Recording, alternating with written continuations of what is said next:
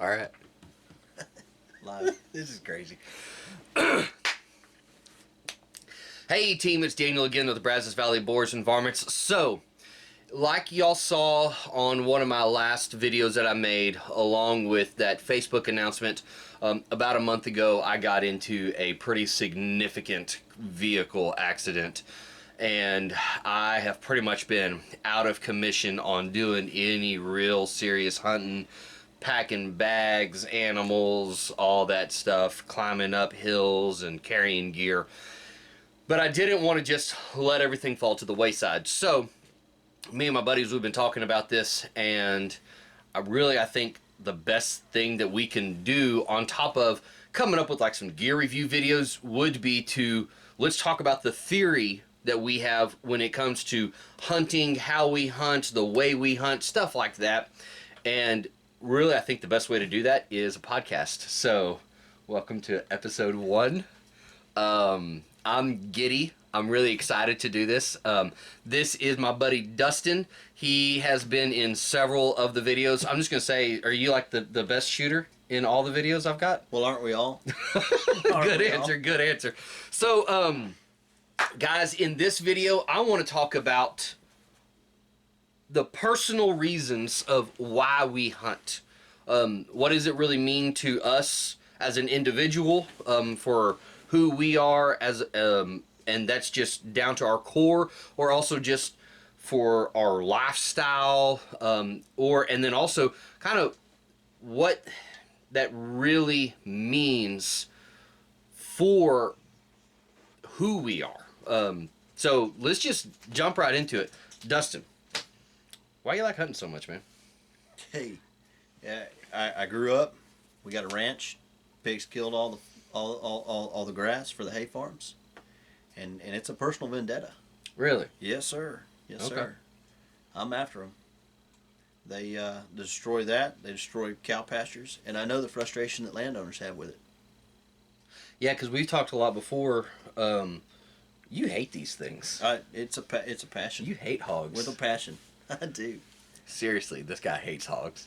Tell me about these landowners and these frustrations that they've really been having with you that kind of fueled your fire for the hatred. So you've got landowners that come out and spend thousands of dollars a year on grain and feed and making these hay pastures where they're able for their cows to graze on every year. And they're moving cows place to place, and it turns into, I can't even graze these fields because the hogs come in and destroy thousands of dollars that I've already thrown into it. Yep. Whether it be seed or fertilizer or what have you. It's a money-making business for the hogs to destroy. I mean, they're out to take money from farmers, and I'm out to help these farmers out. I don't want them any money. I just want to save some people money. Yeah, true that. My mom and dad, we grew up farming. When Dad had all three of us growing boys, just really growing up, he realized that row cropping just wasn't doing enough for him, so he had to get a job with the county. But we never stopped doing hay. Dad still, even now that he's retired, he's doing custom hay baling. And just like the last place that we went hunting sometime back together, it's that one field, it's just a rocky, horrible, rough place. How was that field on your dad's equipment? And so that's the thing, is that you try to get a hay farmer to go out there and actually cut it, rake it, bale it, they're going to charge a whole bunch more, rightfully so, just because they're going to be constantly breaking equipment, dropping wheels off in holes, dropping their cutters down into ruts, and I mean, they'll just have to skip entire swaths. It's going to look like somebody gave that hayfield a first-time haircut. It's just going to be horrible. From a toddler. I mean, and they're going to charge you more for it because it's tearing up all their equipment. Really, what they're going to do is they're going to say, "Hey, I'm just not going to touch it." And eventually, that's where it gets to. Is you have so much land that's out there that needs to be processed or cultivated, and these hogs are coming in and they're destroying it top to bottom. Yeah. I can tell you that my personal reason why I love hunting so much, and this really isn't having to do with hog hunting per se, it's that hunting was one of the things that I really got to connect with my dad.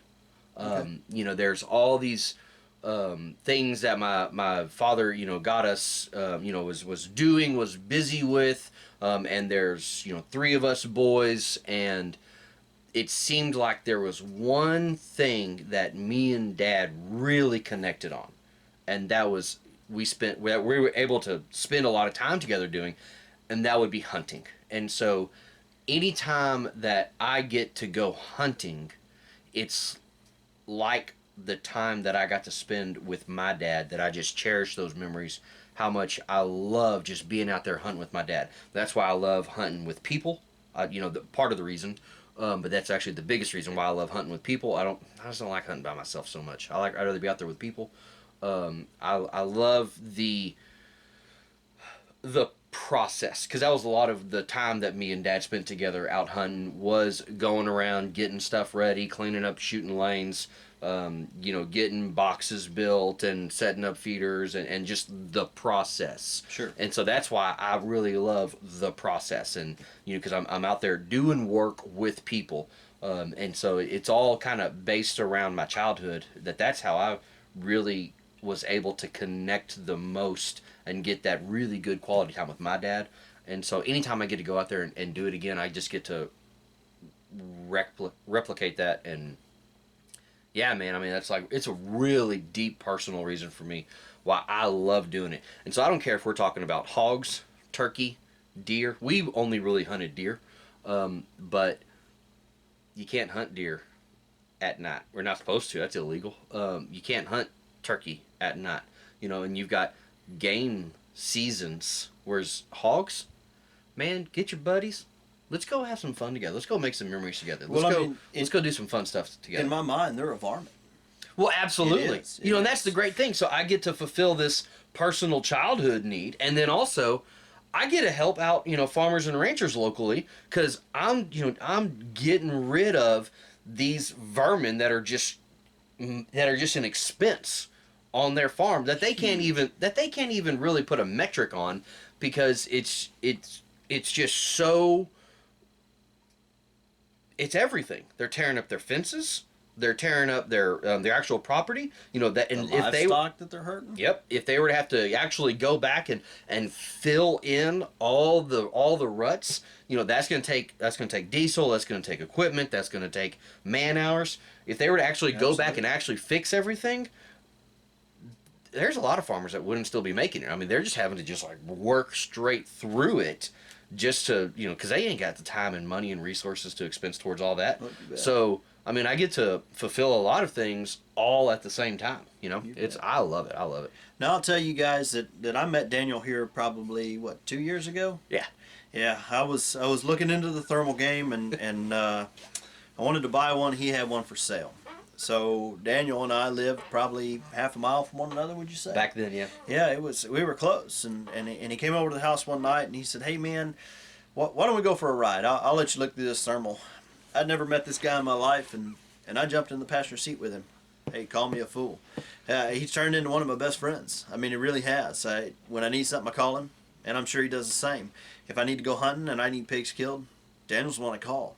But we rode around that night for better side of 2 hours. Yeah. Looking through his thermal. I mean, we ran through 2 sets of batteries on his thermal, and got to a point where he had talked me out of buying his own thermal. I mean, he did. And I'm not a good salesman. No, at he was all. terrible. But he did tell me what I should buy, and ever since then, I bought it. I'm selling this one because I want to go buy that other one. Yes, and that's exactly what And he I can did. use this money to go buy that one. And he went and bought it. And I went and bought the one he wanted. Dang you! But you know, I appreciate people like that in my life, and ever since I bought it, it was the longest 7 weeks, 8 weeks that I waited on this silly thing to come in. And anytime I need to go hunting, I call Daniel, and he's always willing to go. Yeah. He could have worked 15-hour day and been up the past 48 hours, but I said, Daniel, man, I want to go hunting. You want to go? Yes, you bet I do. This guy lives to hunt. I mean, it took a while to finally get my wife to understand, and I know I presented this absolutely wrong, because I didn't fully understand this enough. But whenever I got my wife to fully understand that this is my passion, And you've told me that before. like there, I don't, and I've I'm huge on telling people, don't go out there and try to be really good at everything. Find that one thing and be awesome at it. That's why I'm not into music. I'm not into boats. I'm not into. I got no idea what's really popular on TV right now. I'm not in. I don't even know what is out there. I have no idea. This college town we live in, you almost can't say that you don't root for them. But I really have no idea who they're playing. And he means that seriously. He doesn't watch football, no baseball, no hockey, no soccer. He's not into cars. I've tried to get him off into other things other than working on his golf cart, and the only reason he works on it is to go hunting. Yeah, that's it. I mean, that's his whole thing. So once I finally got my wife, once I understood that this really is my passion, and I got that actually across to my wife and presented a way that made sense and was understandable. She completely supports it now because she knows if I haven't gone hunting, like if it's been a couple of weeks, she's like, you need to go. He's got withdrawal problems. Yeah. Yeah. There's meetings for that. It's called out there and hunting. That's the meetings. Like, y'all meet me at my house at 8:30 when the kids are asleep so we could go. I don't know if we'll be back at 4 o'clock in the morning or midnight, but we're going. We've made it back at 9 o'clock in the morning. There's been nights of that night. We shouldn't have done that. It was. We did. So why do you think most people, the average regular guy out there, really likes hunting? Why do you think most people are into it? Man, I really think that it's I think for most people it's a hobby. I don't think many people take it as serious as you and I do, or you and some of your other buddies do. But I really think it's a hobby. It's something for them to do. They have a rifle, they buy a thermal, and I want to utilize this thing. And if I can utilize this thing to help from keeping me spending money from having my property destroyed, or I mean, these are intruders. I mean, absolutely. This is a an armed robbery going on for sense. I mean, they're coming in and they are stealing from you and your family, and I think that's what it really boils down to. Is it's a hobby. The same reason people go out and deer hunt. Yeah. And kind of with the proliferation of thermals, I know they're still expensive, but come on, guys, like you can get a really good one for under $2,000. So buy once, cry once. That's my philosophy. Seriously. That is. I bought once, and I'm going to buy again. I should have bought the big one. My first one was a $7,000 scope. And how many have you had since then? That's a rock star. I'm on 4 thermals right now. I still have that first one. It's amazing. But anyways, but with the proliferation of thermals, coming out, and especially that digital night vision, you can just get amazing stuff for that $500 mark. Especially with that, I think most people are into pig hunting, not because they're landowners and they're so much worried about the economics thing, because most people aren't landowners. But it's a whole new thrill. It's a whole new thing that isn't regulated nearly as much. You can use thermal night vision, spotlights, electronic calls. You can, use whatever you want to that's legal for you to own, silencers, all of it. No restrictions on, seasons of the year, time of day, night, none of that. I think it's just a whole new thrill that gets guys out in the woods again, and then obviously they got all these bragging rights, especially now that, so many of them you can record through and have video of. Oh, yeah. I mean, and so you've got access to a whole new thrill that you can then get on video to go bragging all your buddies about. I mean, and at the same time, that landowner, as long as he feels comfortable with that guy out there on his property, he's loving it for all the exact same reasons that you brought up. Oh yeah. I mean, I agree with you. The thrill is a huge portion of it. You roll up on a group of 16, 18, 25 hogs, and it's as much lead as you can sling downfield and hope to drop as many as you can. I mean, you go out there and these videos that he's putting out, it seems like we're shooting forever. Wait till you're behind the rifle. It feels like you only pulled the trigger once, and next thing you know, you got a 30-round magazine here that's empty. Yeah. I mean, and oh no, you pull the trigger again and it goes click. I mean, it is the adrenaline pumping, going through your blood and aiming up on pigs, and I mean, there's been a handful of times, 1 or 2 times that we have dropped every one in the sounder. Yeah. And every time that's happened, Daniel turns around to me and gives me a high five. Well, I mean, remember that one of those early times that you and me went hunting, and I was trying to go super lightweight, so I dropped my 30-round mag, and I was only rocking those 10-round mags at the time. that was the and time. You were rocking a 10-round mag one at of the the first time. times I went with And we you. both ran out. We did. We ran back to the car and got more. Yeah. I mean, and I was in a car back then. Yeah. But we both ran out, and we had to run back and go get more. Sure did. And was that's able ridiculous. to put more magazines in and fire more shots off. I think killed 2 or 3 more pigs. I forget those 10s, man. They stay at the house. I only rock those 30s. That's all I do. I mean, I'm at that point now where once another 20 rounds, it doesn't weigh that much. It's totally worth it. It doesn't. Well, for this episode, is there anything else you want to bring up as far as like why we do this, and anything that just goes around that? So I think what would be important for your listeners or your people out there would be what got you started in the particular of hog hunting itself. Okay, so yes, you hunted with your dad and y'all mainly hunted deer, but what was it about hogs that you took such a liking to? Well, I got to recreate a lot of the same connection with those people as I did with my father. Okay. This was something that obviously as a childhood was very important to me. And really all of my best friends, I have dragged them along even if they aren't hunters. So when was your first hog hunting experience? I mean, I think that's very important. Was it only specific to, now? So obviously, a lot of hog hunters out there are incidental hog hunters. No. They're in their deer stand, and here comes out hogs. Yeah. Um, I'm talking. You left the house, and your main purpose and intent and goal was to kill a pig that day, night, what have you. What year was that? I would like to know. And I think your people would too. What actually started this whole thing? Where did the thrill start for you? Where did you learn this was a hobby? Was it 7 years ago? This was before I had thermal. 7 or 8 years ago. 5. He's older than what he looks. 8 years ago. I was working up in McLennan County. Okay. And had a buddy, Mike. Dude, I love you, bro. Mike, shout out. He had 300 acres out, about almost an hour away from the house. Okay. But he was like, man, if you go off in those woods, every time you go, there's going to be pigs.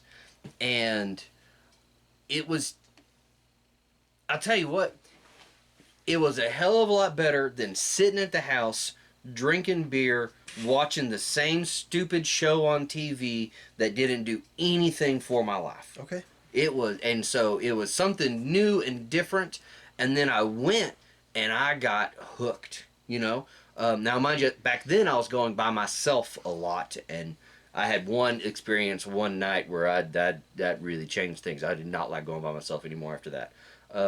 But I started going out to Mike's place on a pretty regular basis, having really good luck, and that was just with a spotlight. Basically, it wasn't one of those big old Q beams. I've actually got it anyways. I've got it over there. Still has it. Oh yeah. He won't sell me any of his thermals either. I tried. He keeps everything. And but that was basically with a spotlight and an AR-15. Really? Yeah, no silencers, no nothing. So it was just a friend of a friend, and you. He was one of my friends directly. Okay. Mike was a buddy. I knew him through work, and then he came to work with us. Okay. So this he's was just a friend good old that boy. Yeah. Said, hey, come shoot some pigs. You didn't know nothing about it, and that was what started. Yeah, absolutely. Okay, so your wife knows who to get in contact with about why you're spending so much time in the fields, right? Well, but it activated a part of my history that I like. There is a person that is there's a dear friend of mine. His name's Nerd. It's his nickname. He's the one that got me into all this nighttime stuff. It's okay. The day I get married, Daniel's going to be the one. He's the one that got me into all this stuff. He's the one that lit the flame on this. Well, one of the first times I ever met this guy, he was handing me all this night vision stuff. My wife did it. She brought me to go meet him. It's her fault. So she can't even be mad about it. No. Okay. But I'm not going there. No, you're always wrong. Yeah. We're always wrong. Yeah. Every time. So anyways, between Nerd and Mike, I'm ruined. But I love it, man. And so there's so many people I've gotten to take out for their first time ever. And everybody has had just an amazing experience. They loved it. Even if they actually didn't get anything that night, they were just like, but it's so different than what you think of that they love it and they want to go back again. And I wish I had more openings in the evenings to be able to go take more people all the time. And I don't know if you remember when you and I rode around that night. I ordered my thermal. 8 weeks later, it came in. It took that long? It did. I had never been hog hunting in my life. I'd never killed a pig other than just accidental sitting in a stand. Yeah. Pig comes up. It's midday. I'm not going to get a deer. So I ordered this silly thing, and I got it in. And the first person I called when I got it in was Daniel. Yeah, we went riding around again. And Daniel and I rode around one night, and the next night he said, I have a piece of property. Let's go hunt it. On our way out there, it took us, 45 minutes to get out to Camp Creek? We got out that way, and the whole time, Daniel says, I can't promise you there's going to be pigs out here. I don't want you to be disappointed at all. I just, if there's something, we'll kill it. If not, hey, it is what it is. This is hog hunting. Yeah, and we pulled in the gate, and we no longer got 20 yards inside that gate, and looked off to the right, and there was, 30 or 40 pigs out there. There's a sounder. And we killed... Was that the night we killed 16? 7? No. No, that was a different night. Okay, so we did get quite a few of them. I don't exactly remember. That was all we got that night. Was it? Okay, that's right. We rode around. That's all we saw that night. We rode around 1,100 acres and didn't see anything else. But after that night, the thrill, the adrenaline, everything that went into it, it made staying up till 1 or 2 o'clock in the morning absolutely worth it. And at that point in time, I realized that purchase of that thermal was the best thing I'd ever done towards hunting. I mean, I absolutely loved it. So Daniel is the one that got me drug into this, and I have been happy. Sorry. Sorry. You tell Stacy that. Sorry. But I've been more than pleased ever since. And as things go on, here we sit. I'm looking to buy another one. I'm trying to buy one of his. He doesn't want to sell any of his stuff, but he keeps saying he does. His wife wants him to sell it. She don't know. What's in the box? How much of what? I have.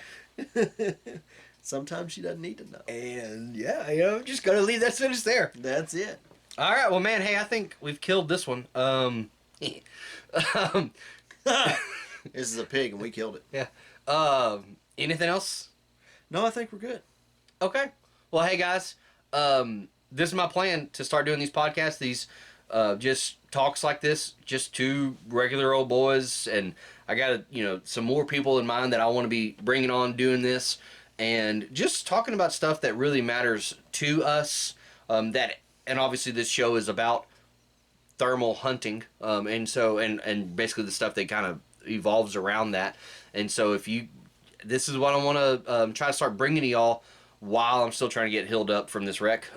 So I'm super excited about this one, and I'm looking forward to doing a lot more of these. I think it'd be good if you listeners out there, you have any questions about your gear, anything that happens, how we do it, how things go on, send them a message, shoot them a comment, let them know. Yeah. That's what comes in on the follow-up videos. Everybody that has ever responded to, or reached out to me in social media, I have responded to, and it's been everybody. Mind you, at the same time, I don't have a mega following yet, but I'm just a regular guy. I'll follow him. That's at least one. So, I'm not some high and mighty. I'm just like you. So, all right. Well, hey, buddy. I think we're done. All right, that works. Guys, whatever y'all do, just be awesome at it. And have fun. Bye. Thanks.